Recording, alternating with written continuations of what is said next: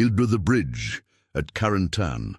The detonation cord lay in the mud like a dead snake, its waterproof coating split open from the hard landing. Sergeant Jake McNiece crouched in the Norman hedgerow, watching German voices drift closer through the pre-dawn fog that clung to the flooded fields around Carentan.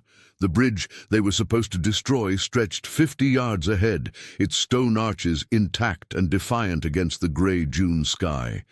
Half his squad was missing, scattered across the wrong drop zone 6 miles from their target, when the C-47s had taken flak over the Cottonton Peninsula. The other half stared at him with the kind of desperate faith that made his stomach clench tighter than his parachute harness ever had.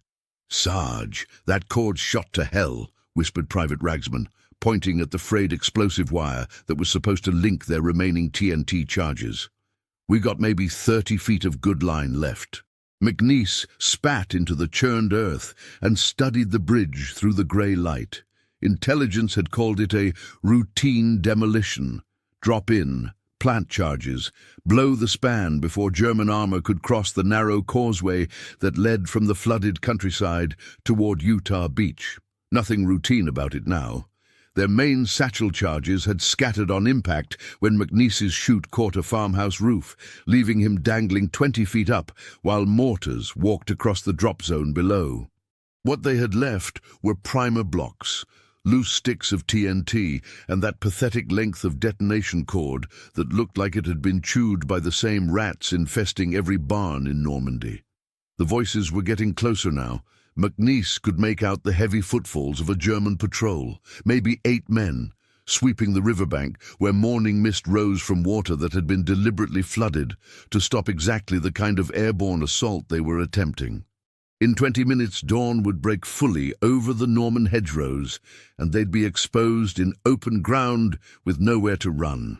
Behind them, the rest of the 506th was counting on this bridge staying down. Ahead of them, a panzer column was probably already rolling toward this exact crossing, following roads that would funnel them straight toward the scattered American paratroopers who'd spent the night crawling through flooded ditches and mud-soaked fields. "We're gonna make this work," McNiece muttered, more to convince himself than his men. He'd earned his reputation with the Filthy 13 by pulling off impossible demolitions from Toccoa to the English Channel. But this felt different. The cord was compromised, the charges were scattered, and every instinct told him to fall back and find another way. But McNiece had never been good at listening to instincts that sounded like retreat. Across the causeway, a church bell tolled 5 times, its bronze voice echoing off the stone bridge and the medieval walls of Carentan. Somewhere in that ancient town, German officers were probably studying the same maps McNiece had memorized back in England, calculating how to move armor across terrain that the Allies had hoped to deny them. He grabbed the damaged detonation cord and began splicing it with wire from his field pack, working by feel in the dim light, while his mind calculated odds that didn't add up. 30 feet of reliable cord, 60 feet between the bridge's support pillars. Mathematics that demanded a miracle in the flooded fields of Normandy. If stories like this make you imagine what you'd do under fire, tell us in the comments how you think you'd react in this situation. And stay with us for the next chapters. Private Henderson crawled up beside McNiece, his uniform so caked with Norman mud that the 101st Airborne patches were barely visible. "Sarge, I counted at least 6 Krauts moving along the riverbank. They're sweeping methodical, like they know we're here." McNiece nodded, still working the splice. His fingers moved with the mechanical precision of a man who'd rigged 100 targets, but his mind kept drifting to the briefing back at the airfield in England. Clean maps, clear objectives, neat timing charts that assumed everything would go according to plan. The reality of Normandy in June 1944 was flooded fields, scattered paratroopers, and German patrols who seemed to know exactly where the 506 PIR had landed. "Ragsman, take Henderson and move to the north pillar," he whispered. "Timer fuses, 3 minutes. I'll handle the south side."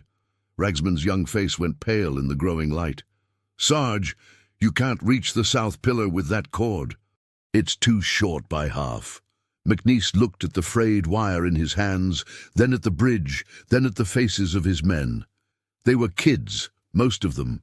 Farm boys from Oklahoma and factory workers from Ohio who'd followed him through training because he had a reputation for bringing people home alive. Now they were watching him thread together a plan that defied basic demolition protocol in the hedgerows and causeways around Carentan. "Then I'll get closer," he said. The German patrol was near enough now that McNiece could hear individual conversations. Complaints about the cold Norman air and the mud that seemed to coat everything in this corner of France.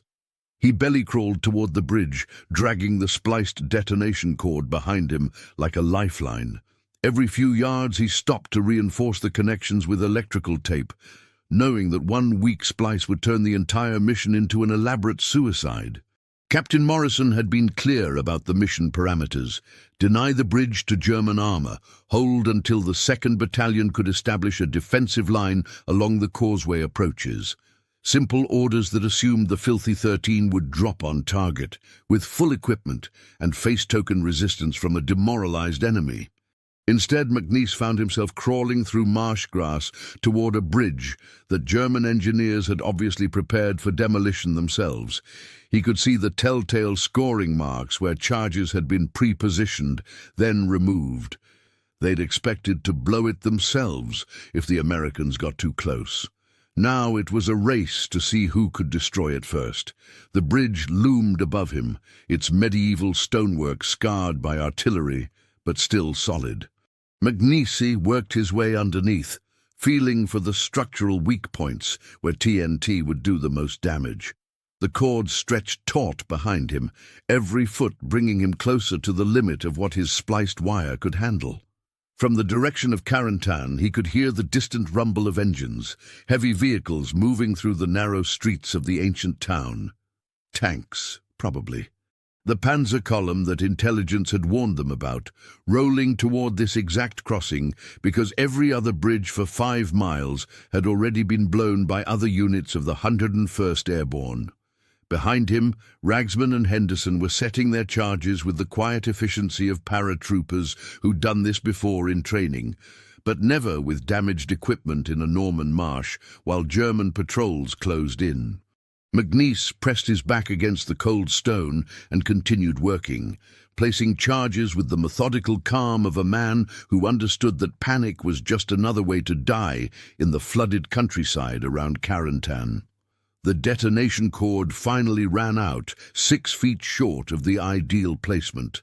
McNiece stared at the gap, feeling the weight of mission failure settling on his shoulders like the morning fog that still clung to the Norman hedgerows. 6 feet might as well have been 6 miles. Without proper cord placement, the charges would fire independently, probably failing to bring down the bridge, and definitely alerting every German unit within 10 miles of the Carentan causeway. Then he remembered the primer cord from his emergency kit. Shorter range, less reliable, but designed to bridge exactly this kind of gap. McNiece had never tried linking primer cord to detonation cord under field conditions, especially not in the flooded approaches to a strategic bridge, while enemy armor rumbled closer from Carentan. The splice took 5 minutes he didn't have. German boots were crunching through gravel 20 yards away, close enough that McNiece could hear equipment rattling and someone cursing in accented English about verdammte American paratroopers. His fingers worked the delicate connection between 2 different explosive systems, knowing that one mistake would either kill him instantly or leave the bridge standing for the panzer column that was definitely coming. From somewhere behind the German lines, he heard the sharp crack of rifle fire, single shots, methodical, like a sniper working. Other units of the 506th PIR were in contact, scattered across the Norman countryside and fighting their own isolated battles with whatever equipment they'd managed to salvage from the chaotic night drop. The connection held. McNiece pressed himself against the bridge pillar and began the slow crawl back toward his men, playing out the hybrid fuse behind him. The German patrol was sweeping closer, their voices echoing off the stone arches above his head. Every movement had to be calculated, silent, invisible in the pre-dawn light that filtered through the morning mist. He reached Ragsman's position just as the first German soldier appeared on the bridge deck above them. The man was young, maybe 19, with the kind of careful alertness that came from weeks of fighting scattered American paratroopers across the hedgerows and flooded fields of Normandy. McNiece held up his hand for silence and checked his watch. The timer fuses were burning down. In 90 seconds, the north pillar would blow, whether his improvised south side worked or not. "Get ready to run," he whispered. Private Henderson was staring at the German soldier above them, his rifle ready but his hands shaking slightly. This was his first combat action since jumping into Normandy, and McNiece could see the kid working through the mathematics of survival. How far to the nearest cover, how many rounds in his clip, how fast German reinforcements might arrive from Carentan. The German patrol was crossing the bridge now, their boots drumming against stone that would be rubble in 60 seconds. McNiece gripped the detonation cord connection, feeling the splice he'd made in desperation and darkness. Everything depended on 30 feet of damaged wire and a field modification that existed nowhere in any demolition manual he'd studied at Fort Benning. From the direction of the town, the engine noise was getting louder. Definitely tanks, probably a full company of German armor moving through the narrow streets toward this causeway, because intelligence had been right about one thing: this bridge was the key to the entire sector. Control it, and you could move armor rapidly between the flooded countryside and the main coastal defenses. Lose it, and German forces would have to detour 20 miles through terrain that American artillery had already registered. 45 seconds. The Germans were directly overhead, completely unaware that they were walking across their own grave. McNiece found himself holding his breath, as if breathing too hard might disturb the delicate electrical connection running through the Norman mud beside him. Would you follow the orders exactly, or trust what your own eyes and instincts tell you in a moment like this? Comment which path you'd take, and share this episode with someone who loves real human stories from history. 20 seconds. Ragsman was counting down on his fingers, his face pale in the growing daylight that filtered through the morning fog across the Carentan causeway.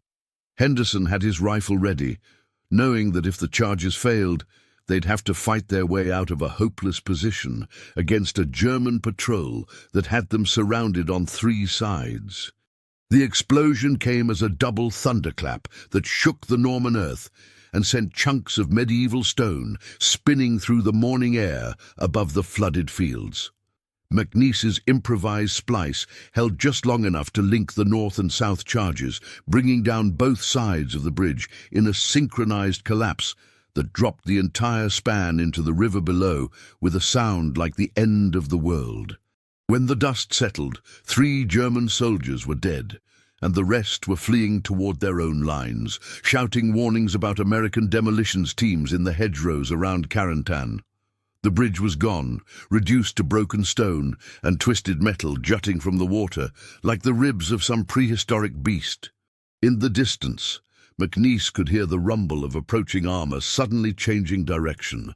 German tank commanders who'd been counting on this crossing now forced to find another route through terrain that would cost them hours and expose them to American artillery observers positioned in church towers and farmhouse attics across the Norman countryside. But as McNiece stared at the destruction he'd created, something cold settled in his chest that had nothing to do with the morning air rising from the flooded fields. The German soldier who'd been walking point, the young one with careful eyes, had been thrown clear by the explosion and now lay motionless in the marsh grass 20 yards away. "Jesus, Sarge," Henderson whispered. "You really did it. You blew the whole damn thing with wire and spit." McNiece said nothing. He was thinking about the moment right before detonation when he'd seen the kid's face through a gap in the stone railing, 19, maybe 20 years old, Someone's son from Bavaria or Prussia, following orders just like they were, trying to stay alive in a war that had dumped him into the Norman hedgerows 6 miles from home. The sound of American voices drifted across the causeway, other elements of the 506th PIR finally reaching their objective after a night of crawling through flooded ditches and fighting scattered engagements with German patrols. Captain Morrison's voice carried clearly in the morning air, calling for a situation report from the demolition team that had somehow managed to drop the most important bridge in the sector with damaged equipment and an improvised plan. "McNiece!" Morrison shouted. What's your status?" "Bridge is down, sir," McNiece called back. "Mission accomplished." It was the truth, but not the whole truth. The whole truth was that he'd gambled with 3 lives and won by accident, that his field modification had worked through luck rather than skill, and that the sound of that German kid hitting the ground would probably echo in his ears for the rest of his life. Ragsman was grinning and slapping Henderson on the back, the kind of relief that came after impossible odds and narrow survival in the Norman countryside. They'd done something worth telling stories about, blown a strategic bridge with improvised charges while German patrols closed in from 3 directions around Carentan. But McNiece was staring at the frayed detonation cord in his hands, thinking about how close they'd come to complete failure and how the margin between heroism and disaster sometimes came down to 6 feet of wire and a splice that shouldn't have worked. Later, the official report would describe it as a textbook demolition executed under enemy fire by elements of the 506th PIR in the Carentan sector. Captain Morrison wrote it up for commendation, highlighting the successful denial of a key crossing to German armor and the tactical innovation shown by Sergeant McNiece's demolition team in the Norman hedgerows. McNiece never bothered to correct that assessment. The truth, that he'd held the mission together with spliced wire and desperate improvisation, wasn't the kind of thing that appeared in official histories of airborne operations in Normandy, June 1944. The truth was that for 30 seconds before detonation, he'd lost his nerve completely, standing there in the Norman mud with the hybrid fuse burning down and German voices echoing off the bridge above him. McNiece had felt something crack inside his chest, like ice breaking up in an Oklahoma creek, not fear of dying. He'd made peace with that possibility somewhere over the English Channel. Fear of being wrong. Fear that his field modification would fail and leave the bridge standing for German tanks while his men paid the price for his arrogance. In that moment, crouched beneath the stone arches with the detonation cord connection in his hands, McNiece had almost cut the wire, almost called off the demolition and fallen back to regroup with proper equipment and a plan that followed doctrine. Almost chose safety over the kind of desperate improvisation that separated the Filthy 13 from every other unit in the 101st Airborne. The only thing that stopped him was Ragsman's face, trusting, terrified, but absolutely certain that his sergeant knew what he was doing in the flooded countryside around Carentan. The kid believed in him with the kind of faith that made McNiece's hands steady even when his heart was hammering against his ribs like machine gun fire. So he'd held the connection and let the charges blow, not because he was brave, but because disappointing that faith felt worse than the possibility of dying in a Norman marsh. "Sarge, you okay?" Henderson asked now, noticing how quiet McNiece had become while Captain Morrison debriefed the rest of the squad about the successful demolition. "Fine, soldier," McNiece replied. "Just thinking about the next bridge." But he wasn't thinking about the next bridge. He was thinking about how the German kid's body had landed in the marsh grass, and how easily that could have been Ragsman or Henderson if his improvised splice had failed. The mathematics of combat always came down to inches and seconds, the difference between 30 feet of working detonation cord and 24 feet of useless wire, between a connection that held and one that didn't. He was thinking about the letter he'd have to write if things had gone differently. "Dear Mrs. Ragsman, your son died because I thought I was smarter than the manual, because I took a chance that any competent demolitions NCO would have recognized as suicide, because I confused stubbornness with courage in the hedgerows of Normandy.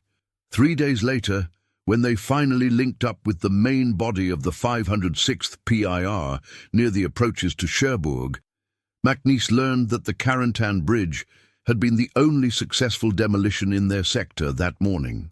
4 other teams had been scattered by the chaos of the night drop, their objectives left intact for German armor to use during the long retreat toward the Cotentin Peninsula, which meant his improvised gamble had actually mattered, had actually changed the tactical situation in ways that rippled through the entire Normandy campaign. The knowledge should have felt like vindication.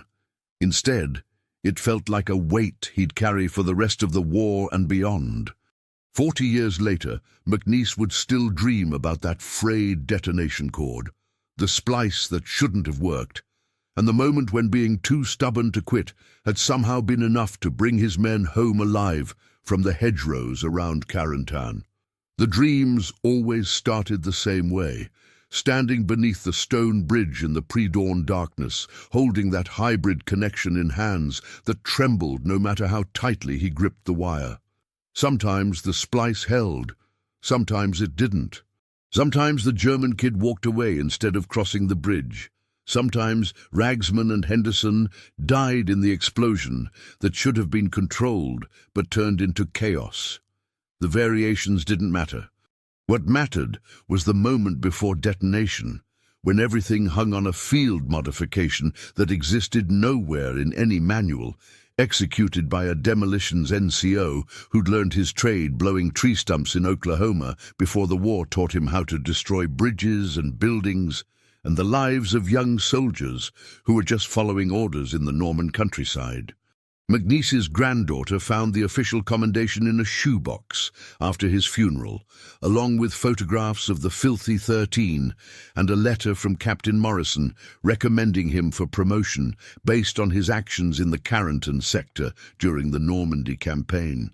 She asked her grandmother what it all meant, why Grandpa had never talked about being a hero in World War II.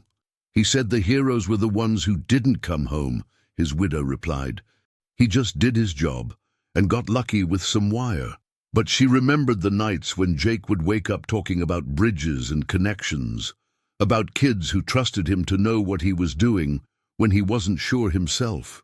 She remembered how he'd check and recheck the electrical wiring in their house, how he'd test every connection twice before throwing the breaker, how he never quite trusted anything that depended on spliced wire and improvised solutions. The bridge at Carentan had been rebuilt within 6 months of the liberation, this time with modern steel and concrete that could handle the heavy traffic of post-war reconstruction. No plaque marked the spot where American paratroopers had fought a desperate demolition action in the pre-dawn darkness of June 1944. No monument commemorated the German soldiers who died in the explosion that changed the tactical balance in that corner of the Norman countryside.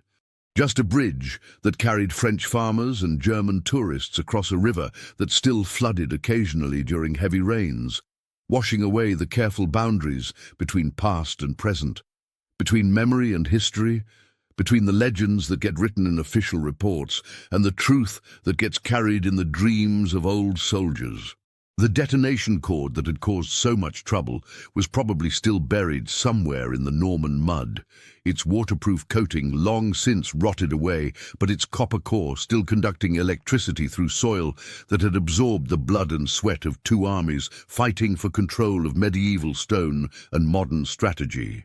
McNiece had kept a piece of similar cord in his tool shed for 40 years after the war, telling his wife it was for clearing tree stumps, but never actually using it for anything. Sometimes he'd hold it in his hands while he sat on the porch in the Oklahoma evening, feeling the texture of wire that could connect charges across impossible distances if you were stubborn enough to make it work. The mathematics of demolition were simple. The mathematics of memory was something else entirely. If this story reminded you that behind every medal and mission report, there's a human being carrying memories we'll never fully see. Subscribe to the channel, tell us which country you watch from, and invite someone to revisit history with us in the next story.